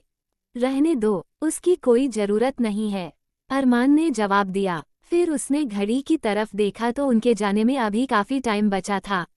कृषा और वो जानवी टाइम अपने फ्लो पर बिताते थे। अरमान के पास तो फिर भी करने के लिए कुछ होता था लेकिन कृषा के पास कोई काम नहीं होने की वजह से वो दिन भर सोने या अरमान की तरफ देखने के अलावा और कुछ नहीं करती थी। अचानक अरमान ने कहा, चलो चेंज कर लो, कुछ देर के लिए बाहर चलते हैं। बाहर चलने के नाम से ही कृषा एक्साइटेड हो गई और दौड़कर अरमान के गले लग गई। उसने अरमान के गले लगे हुए ही कहा, तुम जब मेरा ख्याल रखते हो तो मुझे बहुत अच्छे लगते हो लेकिन जब तुम मुझसे ज़्यादा प्रायोरिटी माफिया किंग की पोजीशन को देते हो तो I hate you so much. Krisha के आई हेट यू कहने पर अचानक ही अरमान की आंखें सर्द हो गई। उसने कृषा को खुद से अलग किया और उसे कसकर पकड़ते हुए कहा, तुम मुझे नफरत नहीं कर सकती चाहे मैं तुम्हारी केयर करूं या तुम्हें इग्नोर। हाँ ठीक है पर इतना टाइटली क्यों पकड़ा है? मुझे दर्द होता है, कृषा ने कसमसाते हुए कहा तो अरमान ने अपनी पकड़ ढीली कर दी। अरमान ने कृषा को छोड़ते हुए कहा, चलो अब ऐसा करो जाकर जल्दी से चेंज कर लो, तुम्हारे पास सिर्फ 15 मिनट है। कृषा को वहीं पर छोड़कर अरमान बाहर चला गया। कृषा ने जल्दी से ड्रेस चेंज की। उसके पास ज़्यादा टाइम नहीं था इसलिए उसने कैजुअल्स ही पहने थे। अरमान के दिए टाइम के अनुसार लगभग 20 मिनट के बाद कृषा और अरमान साथ में अरमान की गाड़ी में थे। अरमान खुद ही ड्राइव कर रहा था जबकि कृषा उसके पास पैसेंजर सीट पर बैठी थी। अरमान ने अपनी गाड़ी में लोकेशन होटल सनशाइन की सेट की थी। वो जानबूझकर कृषा को वहां लेकर जा रहा था। मेरे पास इतना टाइम नहीं है कि मैं तुम्हारे कहीं जाने का वेट करूं रोहान खुराना। क्यों ना एक गेम आमने सामने की हो जाए, अरमान ने अपने मन में कहा। उसके फेस पर हल्की एविल स्माइल थी जिसे देखकर कृषा कंफ्यूजन से उसके चेहरे को देख रही थी। क्या सोच रहे हो जो इतनी अजीब तरीके से स्माइल कर रहे हो? कृषा ने अरमान के हाथ पर हाथ रखकर पूछा। बस यूं समझ लो किसी को उसकी औकात दिखानी है, अरमान ने जवाब दिया और गाड़ी होटल सनशाइन के पार्किंग एरिया में पार्क की। अरमान कृषा को डाइनिंग एरिया में लेकर गया जहां कृषा ने अपने मनपसंद की काफ़ी सारी डिशेज ऑर्डर कर ली। अरमान का जानवी ध्यान अपने मोबाइल स्क्रीन पर था। उसने जैसे तैसे करके होटल की सिक्योरिटी कैमरा की एक्सेस पा ली थी। वैसे भी उसके लिए ये काम मुश्किल नहीं था। वही कृषा ने अरमान का ध्यान खाने के बजाय मोबाइल में देखा तो उसने चिढ़ते हुए कहा, जब तुम्हें अपने मोबाइल में ही देखना था तो यहाँ आने की क्या जरूरत थी? ऐसा लगता है कि तुम मेरे साथ होकर भी नहीं होते। अरमान ने कृषा की तरफ बिना देखे कहा, जल्दी से अपना खाना खत्म करो। एंड वन मोर थिंग, मैं यहाँ तुम्हें तुम्हारी खुशी के लिए लेकर आया था। मुझे हर तरह की डिशेस बनाना आता है और बाहर घूमने का इतना कोई शौक भी नहीं है कि ये नॉर्मल सा खाना खाने के लिए किसी प्रीमियम होटल में आऊं। फिर मुझे यहाँ क्यों लेकर आए हो? मुझे भी अपने हाथों से बनाकर डाल देते ना, कृषा ने हल्के गुस्से में कहा। वो अरमान के साथ टाइम बिताने को लेकर काफी एक्साइटेड हो रही थी, लेकिन अरमान के इस तरह इग्नोर करने पर कृषा का मूड बिगड़ चुका था। सिंपल सी बात है बेबी, तुम्हें बाहर घूमने जाना अच्छा लगता है, तो बस इसीलिए लेकर आ गया, अरमान ने नॉर्मल तरीके से जवाब दिया। तभी उसने देखा कि रोहान ग्राउंड फ्लोर की लिफ्ट से उतरा है। उसने टेबल की तरफ नजर दौड़ाई तो लगभग आधे से ज्यादा डिशेज वहीं पर जैसे कि तैसी रखी हुई थी। अरमान अपनी चेयर से उठा और जल्दी से वहां पर बिल से ज्यादा पैसे रख दिए। उसने कृषा का हाथ पकड़ा और उसे बाहर ले जाते हुए कहा, घर जाने के बाद जो तुम कहोगी वो बनाकर खिला दूंगा, फिलहाल के लिए हमें यहाँ से जाना होगा। लेकिन मुझे तो खाने दो, तुम्हें नहीं खाना तो तुम्हारी चॉइस है, इतना जानवी खाना वेस्ट कैसे कर सकते हैं, कृषा ने जवाब दिया। वो अरमान को रोकने की पूरी कोशिश कर रही थी, लेकिन अरमान ने उसकी एक नहीं सुनी और उसे जबरदस्ती गाड़ी में ले गया। अरमान और कृषा गाड़ी में बैठ गए। अचानक ही अरमान ने गाड़ी की स्पीड मैक्सिमम कर दी। अनफॉर्चुनेटली रोहान बिना गाड़ी के ही बाहर की तरफ जा रहा था। तभी अरमान की फास्ट स्पीड से चलती हुई आई और रोहान को हवा में उछालते हुए घूर धकेल दिया। वो किसी दूसरी गाड़ी से टकराकर नीचे गिर गया। अरमान ने इविल स्माइल के साथ कहा, वेलकम रोहान खुराना। रोहान को ज्यादा जोरदार टक्कर नहीं लगी थी, लेकिन फिर भी उसके सिर पर चोट लग चुकी थी। अरमान ने गाड़ी दूसरी तरफ ली और वहां से निकल गया। कृषा के सामने जो भी हुआ वो अब तक उसके सदमे से निकल नहीं पाई थी। अरमान ने उसकी आंखों के सामने एक इंसान को जानबूझकर टक्कर मारी थी और उसे चोट लगने के बावजूद वो उसकी मदद के लिए नहीं रुका था। कृषा अरमान के साथ होटल सनशाइन में लंच के लिए आई हुई थी।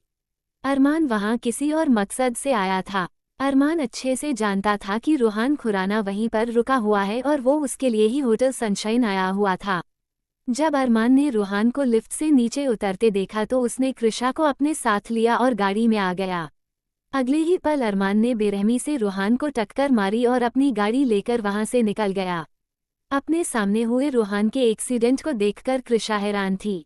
उसने अरमान की क्रूएलिटी इससे पहले भी देखी थी, लेकिन एक अनजान इंसान को इस तरह कुचलना और फिर वहां से बिना उसकी हेल्प की निकल जाना, उसने अरमान से एक्सपेक्ट नहीं किया था।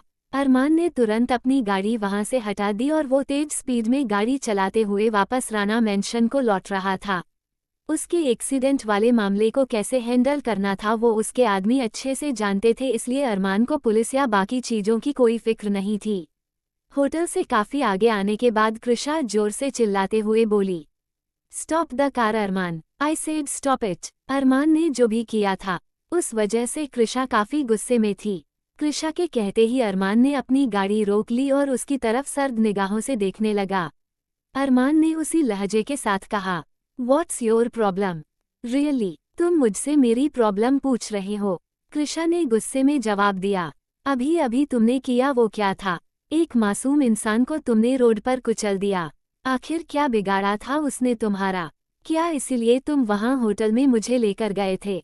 यू नो वॉट, तुम्हें मेरे साथ टाइम स्पेंड नहीं करना होता है, तुम्हें बस अपना काम करना होता है। तुम्हारा काम निकालने के लिए तुम मेरा यूज करते हो और कुछ नहीं है। बोलते हुए कृषा जोर जोर से रोने लगी। अरमान ने उसकी बात का कोई जवाब नहीं दिया। वो एकटक उसकी तरफ देख रहा था। अरमान की चुप्पी कृषा को और गुस्सा दिला रही थी। कृषा ने अरमान की तरफ देखा जो बिना किसी भाव के उसी को घूर कर देख रहा था। कृषा ने आगे कहा, मुझे इसी वक्त घर जाना है।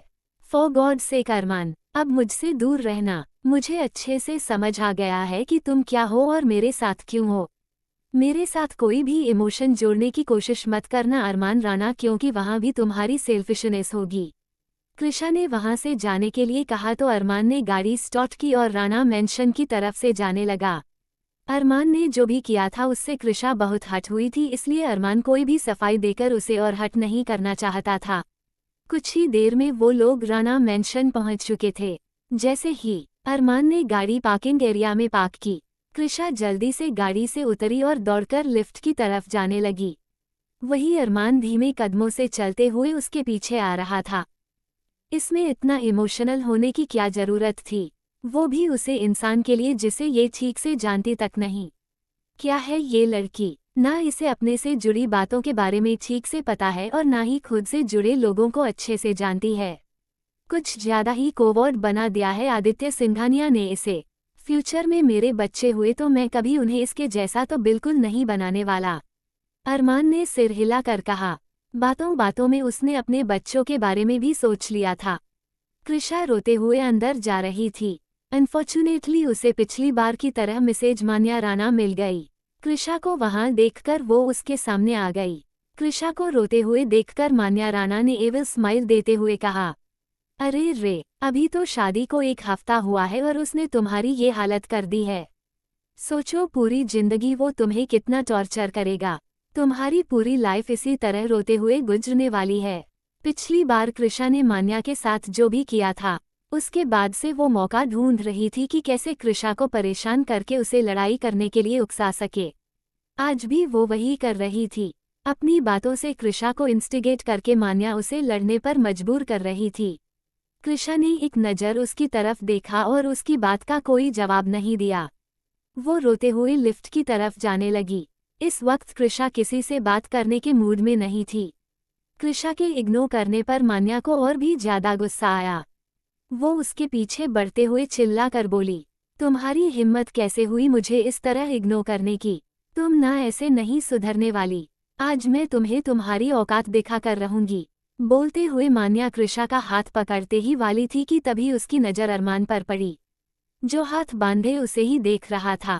कृषा वहां से चली गई जबकि मान्या के कदम वहां पर जम गए थे। उसे देखकर अरमान ने एक तेज लुक दी और सर्द लहजे में कहा, कुछ औकात दिखाने की बात हो रही है। अरमान को देखकर मान्या ऐसे ही काफी घबरा गई थी। वो डरते हुए बोली, वो मैं बस कृषा से बात करने की कोशिश कर रही थी। वो रो रही थी तो मुझे लगा बच्ची को कोई प्रॉब्लम तो नहीं। उसने मुझे गलत समझ लिया और चली गई। उसने जैसे तैसे अपनी बात पूरी की। आगे से उस बच्ची और उसकी प्रॉब्लम को मुझ पर छोड़ दीजिए वरना आपको प्रॉब्लम हो सकती है। अरमान ने सख्त लहजे में जवाब दिया और वहां से निकल गया। उसके जाते ही मान्या ने राहत की सांस ली। उसने अपने सीने पर हाथ रखा। अरमान को अचानक सामने देखकर मान्या की हार्ट बीट तेज हो गई थी। मान्या ने धीरे से कहा, ओह गॉड, ये लड़का, ये सिर्फ दिखने में ही इनोसेंट है, बाकी इसकी आवाज से ही डर लगता है मुझे। मान्या ने इधर उधर देखा और वहां से चली गई। अंडस्को ऊपर आते ही कृषा दौड़कर वॉशरूम में गई और जोर जोर से रोने लगी। कृषा ने शॉवर ऑन किया और उसके नीचे खड़ी हो गई ताकि उसके रोने की आवाज बाहर तक ना सके। कृषा सुबकते हुए धीरे से बोली, अरमान मुझे प्यार नहीं करता, ये मैं पहले से जानती थी, फिर मुझे इतनी तकलीफ क्यों हो रही है? अरमान माफिया है, क्रूएल है, लोगों की जान लेता है, फिर उसका ये चेहरा देखकर मुझे क्यों दर्द हो रहा है? अरमान अंदर आया तो उसने बाथरूम से शॉवर की आवाज सुनी। अरमान गुस्से में दरवाजे के पास आया और खोलने की कोशिश करने लगा। इस बार दरवाजा अंदर से बंद था। अरमान बाहर से गुस्से में जोर से चिल्लाया, अगर पानी में भीगने की वजह से तुम्हारी तबीयत खराब हुई तो आई स्वेयर कृष तुम्हारे लिए अच्छा नहीं लगा। कृषा ने अंदर से कोई जवाब नहीं दिया। उसने शावर बंद किया और गीले कपड़े निकाल दिए। कृषा बाथरोब पहनकर बाहर आए और बालों में टॉवल बांध रखा था। कृषा ने बाहर आकर अरमान की आंखों में देखा। अरमान की आंखें गुस्से में लाल थी तो कृषा की रोने की वजह से। कृषा ने अरमान से भरी आवाज में कहा, डोंट वरी, मेरी वजह से तुम्हारे मिशन में कोई रुकावट नहीं आएगी। कहकर कृषा रूम की साइड अलमारी की तरफ गई और वहां से फर्स्ट एड बॉक्स निकालकर कुछ दवाएं लेने लगी। कृषा को वहां आए हुए 1 हफ्ते से ज्यादा का टाइम हो गया था। इतने दिनों में रूम में कौन सी चीज कहाँ होती है, वो उसे अच्छे से पता था। कृषा के इस तरह इग्नोर करने पर अरमान ने गुस्से में मुट्ठियां बांध ली। वो इस वक्त कृषा को कुछ भी नहीं कहना चाहता था, इसलिए रूम से बाहर चला गया। वहीं कृषा को लगा कि अरमान उसे मनाएगा और पैम्पर करेगा, लेकिन वो फिर से उसे इग्नोर कर रहा था। अरमान को जाते हुए देखकर कृषा ने अपने मन में कहा, क्या मैं इतना भी डिजर्व नहीं करती कि तुम आकर मुझसे प्यार से बात करो? मेरी गलती क्या है जो तुम मेरे साथ इतना रूड हो, या बाकी लोग मुझे पसंद नहीं करते? कृषा रेस्ट करने के लिए कुछ देर लेट गई। अंडस्को शाम के लगभग 7 बज रहे थे। इस बीच कृषा और अरमान का कोई इंटरेक्शन नहीं हुआ था। अरमान को जैसलमेर के लिए निकलना था। अरमान ने स्टोर रूम से लगेज लिया और रूम में आकर कृषा से कहा, तुम्हें याद नहीं है लेकिन हमें राजस्थान के लिए निकलना था। बोलते हुए अरमान की नज़र कृषा पर पड़ी। उसने देखा कि वो जाने के लिए तैयार हो चुकी थी। पानी में भीगने की वजह से कृषा हल्की जुकाम हो गई थी, इसलिए कृषा ने गर्म कपड़े पहन रखे थे। उसे देखने के बाद अरमान ने सिर हिलाकर कहा, हम राजस्थान जा रहे हैं, लंदन नहीं। जो तुमने इस तरह के कपड़े पहने हैं। हाँ, इस मौसम में वहाँ हल्की ठंड होती है, पर इतनी भी नहीं कि तुम उठे ज़्यादा गर्म कपड़े पहनो। कृषा ने उसकी बात का कोई जवाब नहीं दिया और लिफ्ट की तरफ जाने लगी। अरमान उसके पीछे पीछे गया। वो दोनों नॉर्मल लिफ्ट में जाने के बजाय प्राइवेट लिफ्ट से नीचे गए थे, जो अरमान ने खास पर्पस से बनाई थी। वो दोनों वहां से इसलिए गए थे ताकि बाकी घर वालों का सामना नहीं करना पड़े। अरमान अब एक सेकंड भी वेस्ट नहीं करना चाहता था। तय समय पर वो दोनों प्राइवेट रनवे पर पहुंच चुके थे, जहां से उनका जेट जैसलमेर के लिए रवाना हुआ। रात के लगभग 11 बजे तक वो कृषा के साथ जैसलमेर पहुंच चुका था। कृषा और अरमान ने बहस होने के बाद से पूरे रास्ते कोई बात नहीं की थी। कृषा प्राइवेट रूम में सो रही थी जबकि अरमान मलिक के साथ बैठा था। जैसलमेर पहुंचते ही अरमान, कृषा और मलिक तीनों गाड़ी में बैठकर किसी खास जगह जाने के लिए निकल गए। एक लगभग 2 घंटे का सफ़र तय करने के बाद वो लोग जैसलमेर के डेजर्टेड इलाके में बने एक पुराने किले में पहुंचे। उसके किले की हालत काफ़ी खस्ता हो चुकी थी और उसको देखकर ऐसा लग रहा था जैसे किसी भी पल ये ढह जाएगा।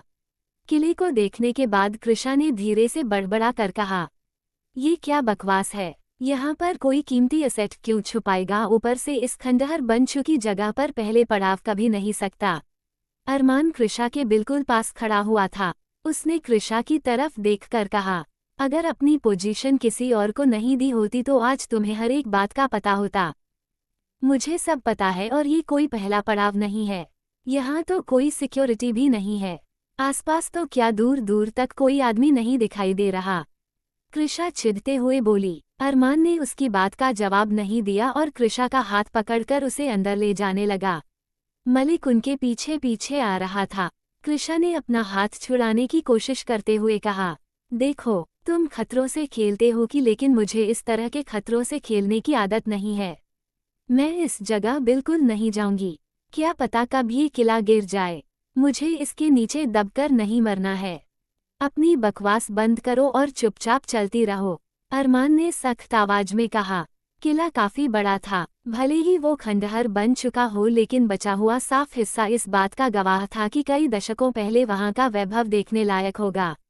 किले में जाने के बाद वो लोग वहां के तहखाना में पहुंचे। वो एक अंडरग्राउंड जगह थी। जैसे ही वो वहां गए, अरमान दरवाजे के पास खड़ा हो गया। कृषा हैरानी से उसकी तरफ देख रही थी कि अरमान रुक क्यों गया है। जब इतनी दूर आ ही गए हो तो आगे जाने में क्या प्रॉब्लम है। कृषा ने सिर हिलाकर कहा और आगे जाने लगी। तभी अरमान ने उसका हाथ पकड़कर उसे पीछे खींचा। कृषा गुस्से में अरमान की तरफ देख रही थी। तभी अरमान ने अपना वॉच खोला और दरवाजे के उस पार उसे फेंक दिया। अगले ही पल वो वॉच जलकर नीचे गिर चुका था, क्योंकि वहां इनविजिबल सिक्योरिटी सिस्टम सेट किया हुआ था। उस नज़ारे को देखकर कृषा कांप गई और उसने डर के मारे अरमान का हाथ कसकर पकड़ लिया। अब उसे सच में यकीन हो गया था कि हाँ, यही पहला पड़ाव है और इसकी सिक्योरिटी के लिए लोगों की जरूरत नहीं। यहाँ का एडवांस्ड सिक्योरिटी सिस्टम ही इस जगह की रखवाली के लिए काफ़ी था। कृषा अरमान के साथ राजस्थान के जैसलमेर में पहले पड़ाव पर आई थीं। वो लोग इस वक्त किसी किले के तहखाना में मौजूद थे, जहां पहले पड़ाव का खजाना छुपाया हुआ था। कोई भी अंदाजा नहीं लगा सकता था कि पहला पड़ाव इस तरह की खंडहर बंद जगह पर हो सकता है। लोग अब तक यही अंदाजा लगाते थे कि पहला पड़ाव भीड़ के बीच किसी ऐसी जगह छुपाया गया है जहां कोई सोच भी नहीं सकता था। तहखाना के अंदर जल्दबाजी में कृषा दरवाजे से अंदर घुसने लगी, तभी अरमान ने उसे पीछे पकड़कर खींचा। अरमान वहां के सिक्योरिटी सिस्टम से लेकर कहाँ क्या अरेंजमेंट किए हुए हैं उसके बारे में अच्छे से जानता था। वहां इंडिविजुअल सिक्योरिटी सिस्टम सेट किया हुआ था। अरमान ने अपनी घड़ी दूसरी तरफ फेंकी तो वो जलकर राख हो गई। अगर अरमान ने कृषा को पकड़कर नहीं खींचा होता तो वो भी 2 कदम आगे बढ़ाने पर उस घड़ी की तरह जलकर खाक हो जाती। घड़ी को जलते देखकर कृषा को डर लगने लगा और उसने डर के मारे अरमान का हाथ कसकर पकड़ लिया। अरमान ने कृषा के चेहरे की तरफ देखा और उसके गाल पर हाथ रखकर कहा, क्या हुआ, डर लग रहा है? कृषा ने बिना कुछ कहे हाँ में सिर हिलाया। अगर अरमान ने उसे नहीं बचाया होता तो वो मर भी सकती थी। चाहे कोई इंसान कमजोर हो या बहादुर, मौत एक ऐसी चीज है जिससे सभी डर जाते हैं। फिर कृषा तो वैसे भी सॉफ्ट हार्टेड थी। कृषा को शांत करने के लिए अरमान ने उसे खींचकर अपने गले लगा लिया। उन दोनों को हग करते देखकर मलिक ने अपना चेहरा दूसरी तरफ कर लिया। वो अपने बॉस के इंटीमेट मोमेंट्स को वैसे भी नहीं देखना चाहता था, इसलिए प्राइवेसी के लिए उसने कान में एयरपॉड्स डाल लिए। अरमान ने कृषा को सहलाते हुए कहा, मेरे होते हुए तुम्हें किसी और चीज से डरने की जरूरत नहीं है। मैं तुम्हें हर एक खतरे से प्रोटेक्ट करूंगा। और मुझे तुमसे कौन प्रोटेक्ट करेगा? तुम भी किसी खतरे से कम नहीं हो अरमान, कृषा ने धीरे से जवाब दिया। कृषा की बात सुनकर अरमान के चेहरे पर तिरछी मुस्कुराहट थी। उसने जवाब में कहा, तुम खुद ही खुद को प्रोटेक्ट कर सकती हो। मेरे सामने ऐसा कुछ मत करना या ऐसी कोई भी बात मत कहना जिससे मुझे हट हो। फिर मैं तुम्हें कोई चोट नहीं पहुंचाऊंगा। कृषा ने उसकी बात पर हामी भरी और अरमान से अलग हो गई। फिर कृषा ने मलिक की तरफ देखा, जो चेहरा फेर कर खड़ा था। उसके ऐसा करने पर कृषा को एम्बैरेसमेंट फील होने लगी। कृषा ने धीरे से कहा, तुम्हें इसे साथ लाना जरूरी था क्या? देख नहीं रहा तो क्या हुआ, सुन तो सकता ही है। कृषा ने मलिक को घूर कर देखा। अरमान कृषा की बात का जवाब देने के बजाय मलिक के पास गया और उसके कान से ईयरपोड्स निकालकर कहा, चले। मलिक ने उनके बीच की बातें नहीं सुनी थी। ये देखकर कृषा ने राहत की सांस ली। मलिक भी अब दूसरी तरफ पलट चुका था। वो लोग अंदर जाने के लिए तैयार थे जबकि कृषा कंफ्यूज होकर उनकी तरफ देख रही थी। हम अंदर कैसे जाएंगे? अभी अभी तुमने देखा ना कि कैसे वो वॉच जलकर खाक हो गई। जब हम जिंदा ही नहीं रहेंगे तो फिर उन असेट्स का क्या करना है? चलो वापस चलते हैं, कहकर कृषा बाहर जाने को हुई तभी अरमान ने उसका हाथ पकड़ा और पकड़कर दीवार पर लगा दिया। उसके फिंगरप्रिंट मैच होते ही अपने आप सिक्योरिटी सिस्टम डीएक्टिवेट हो गया। ये सब चीजें कृषा को हैरान कर रही थी क्योंकि उसने अपनी लाइफ में ये सब पहली बार देखा था। कृषा अरमान की तरफ देखकर कहा, मैं इस जगह पर पहली बार आई हूँ, तो बाकी लोग अंदर कैसे गए होंगे? बिना मेरे फिंगरप्रिंट के ये लॉक नहीं खुल सकता, तो क्या आज से पहले यहाँ कोई नहीं आया? आज से पहले इस जगह पर तुम्हारे मॉम डैड आए थे जिन्होंने तुम्हारे ही फिंगरप्रिंट से अनलॉक किया होगा। तुम बहुत छोटी है रही होगी इसलिए तुम्हें याद नहीं। सिस्टम अपडेट होता रहता है लेकिन बाहर से कोई अंदर नहीं जा सकता। यहाँ का सिस्टम इतना एडवांस है कि दूर बैठे लोग इसे हैंडल करते हैं। अरमान ने कृषा को सब समझा दिया। उसकी बातों से कृषा समझ गई थी कि अरमान ने वाकई इस जगह के बारे में पता लगाने के लिए काफ़ी मेहनत की होगी। दूर बैठे लोग इस सिक्योरिटी सिस्टम को हैंडल कर रहे हैं तो क्या उन दूर बैठे लोगों को पता नहीं चलेगा कि यहाँ पर कोई इसे अनलॉक करने की कोशिश कर रहा है? कृषा ने हैरानी से पूछा। उसका क्वेश्चन काफ़ी स्मार्ट था जो अरमान ने उससे तो बिल्कुल एक्सपेक्ट नहीं किया था। अरमान ने हल्की स्माइल दी और कृषा की तरफ देखकर कहा, धीरे धीरे ही सही लेकिन सब सीख रही हो। It's good. उन्हें पता चलेगा लेकिन अगले 10 मिनट बाद। अगर 10 मिनट में हम बाहर नहीं निकले तो हमेशा के लिए यहाँ पर कैद होकर रह जाएंगे। यहाँ का सिक्योरिटी गार्ड बजने लगेगा और उन्हें पता चल जाएगा।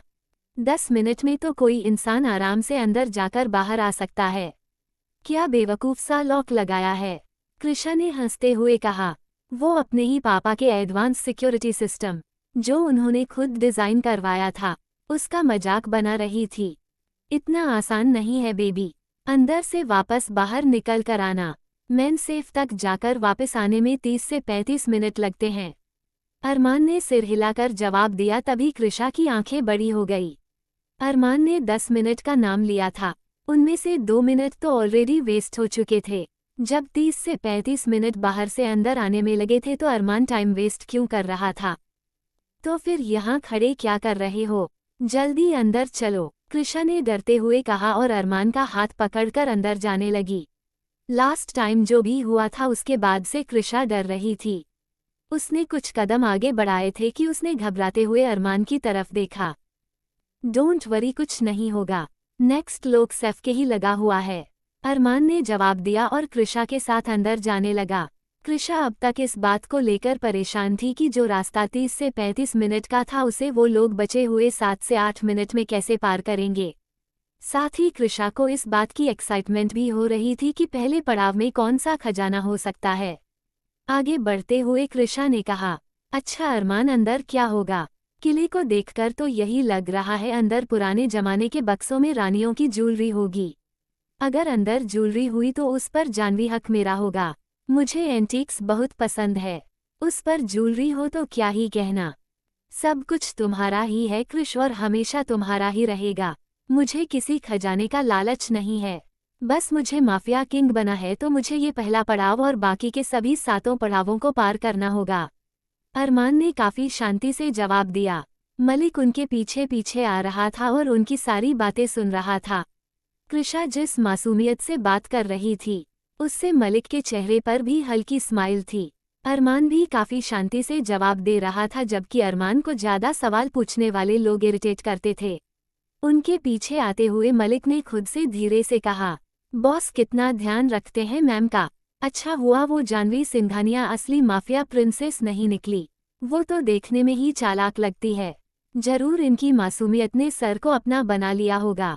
सोचते हुए मलिक ने कृषा और अरमान की तरफ देखा। वो दोनों हाथ पकड़कर अंदर चल रहे थे। इस वक्त उन दोनों को देखकर मलिक को ऐसे लग रहा था जैसे कोई दो प्यार करने वाले इंसान घूमने के लिए आए हैं, जहां लड़का लड़की को हर एक चीज अच्छे से समझा रहा था। कृषा बार बार अपने मोबाइल में टाइम देख रही थी। जैसे ही 10 मिनट खत्म होने में 1 मिनट बचा तो कृषा रुक गई। उसने परेशान चेहरे के साथ अरमान की तरफ देखकर कहा, अरमान सिर्फ 1 मिनट बचा है और हम तो आधी दूर भी नहीं पहुंचे। मैं अपनी लाइफ तुम्हारे साथ जरूर बिताना चाहती हूँ, लेकिन इस जगह पर कैद होकर बिल्कुल नहीं। यहाँ तो हमारे बच्चे भी स्कूल नहीं जा पाएंगे, पढ़ेंगे नहीं तो फिर वो अच्छे इंसान कैसे बनेंगे। कृषा की बात सुनकर अरमान और मलिक ने एक दूसरे के चेहरे की तरफ देखा और उनके चेहरे पर हल्की स्माइल आ गई। ये पहली बार था जब दोनों एक दूसरे को देखकर जेन्युइन स्माइल कर रहे थे। मलिक ने कृषा की बात का जवाब देते हुए कहा, मैम आप चिंता मत कीजिए। जैसे ही आपने सिक्योरिटी सिस्टम को डीएक्टिवेट किया था तभी से हमारे आदमी अपने काम पर लग गए थे। वो इस सिक्योरिटी सिस्टम को अपने हिसाब से सेट कर रहे हैं। जैसे ही सर यहाँ पर पहला पड़ाव पर पहुँच चुके हैं तो ये उनकी पहली कामयाबी है। इसी के साथ ये पड़ाव उनका हो गया और यहाँ के सिक्योरिटी सिस्टम से लेकर एसेट तक पर सिर्फ और सिर्फ उनका हक है। जैसे ही मलिक ने कृषा को सब समझाया तो कृषा ने राहत की सांस ली। अब वो लोग आराम से आगे चल सकते थे। लगभग 15 मिनट चलने के बाद आगे उन्हें सीढ़ियां दिखाई दी जो नीचे की तरफ उतर रही थी। नीचे अंधेरा होने की वजह से उन तीनों ने अपने मोबाइल का टॉर्च ऑन कर लिया। मलिक ने पहले से ही एक्स्ट्रा टॉर्च कैरी किए थे जो उसने अपने दूसरे हाथ में पकड़ रखे थे। काफी दूर सीढ़ियां उतरने के बाद आगे एक और दरवाजा था। वो जगह भले ही पुराने टाइप की थी लेकिन वहां के लॉक्स काफी एडवांस सेट किए हुए थे। अंदर आते ही अरमान ने कृषा को काफी सॉफ्टली पकड़कर आई स्कैनर के आगे कर दिया। उसके रेटिना स्कैन होने के बाद अरमान ने उसके फिंगरप्रिंट्स वहां पर लगाए और फिर दरवाजा खुल गया। जैसे ही दरवाजा खुला कृषा की आंखें हैरानी से बड़ी हो गई। तहखाना के नीचे छिपा कमरा बहुत बड़ा था और वो गोल्ड बाज और महंगी सोने की मूर्तियों से भरा हुआ था। उनकी कीमत का अंदाजा लगाना नामुमकिन था, लेकिन वो अरबों खरबों से भी ज्यादा में थी। अरमान ने उस जगह के बारे में बताते हुए कहा, ये दुनिया भर के जितने भी माफियाज हैं जिन्होंने आदित्य सिंघानिया को माफिया किंग बनने में हेल्प की थी, उनका गिफ्ट किया हुआ गोल्ड छिपा हुआ है। यहाँ तक कि मिस्टर सिंघानिया का भी यहाँ इतना सोना है कि इसे बेचकर पूरी दुनिया के गरीबी दूर की जा सकती है। बहुत सा सोना गोल्ड माइन से निकला हुआ है तो कुछ लोगों का इलीगल तरीके से स्मगल किया हुआ। लेकिन उन लोगों को पता चला कि तुमने उनका सोना लूट लिया है तो वो तुम्हें मार नहीं देंगे क्या? ये गलत है अरमान, हमें ऐसे गंदे काम नहीं करने चाहिए। चलो यहाँ से वापस चलते हैं। कृषा मासूमियत से बोली, ये सब सभी माफियाज ने आदित्य सिंघानिया को गिफ्ट किया था। डोंट वरी, तुम्हारे दादा का ही है। इस एसेट का मेरे पास आना इस बात का सबूत होगा कि वो सभी माफियाज अब तुम्हारे दादू के बजाय मुझे सपोर्ट करेंगे। अरमान ने कृषा को सब समझा दिया। अरमान ने अपनी पहली कामयाबी पा ली थी। वो लोग वहां से बाहर निकले तब तक सिक्योरिटी सिस्टम अपडेट हो गया था। अब वो आदित्य सिंघानिया के हिसाब से नहीं बल्कि अरमान राणा के तरीके से सेट किया हुआ था। पहले जहां उस पड़ाव का लोग कृषा के फिंगरप्रिंट और आई स्कैनर से अनलॉक होता था, वहीं अब वो अरमान और कृषा दोनों के फिंगरप्रिंट और रेटिना स्कैन से अनलॉक होगा। अरमान ने जानवी सिक्योरिटी सिस्टम अपने हिसाब से सेट किया। आदित्य सिंघानिया के सिक्योरिटी सिस्टम के हिसाब से कोई इंसान अगर उसे जगह पर 10 मिनट से ज़्यादा बीतता तो वो वहां हमेशा के लिए कैद हो जाता, लेकिन अरमान ने उसे और भी स्ट्रांग बनाने के लिए टाइम लिमिट सिर्फ 5 मिनट के लिए कर दी थी। साथ ही उसने कुछ ऐसे पासकोड्स डाले थे जिनके चलते अरमान जब चाहे तब कृषा के साथ आकर उस जगह पर चाहे उतना टाइम बिता सकता था, लेकिन ये सिर्फ अरमान और कृषा के लिए ही था।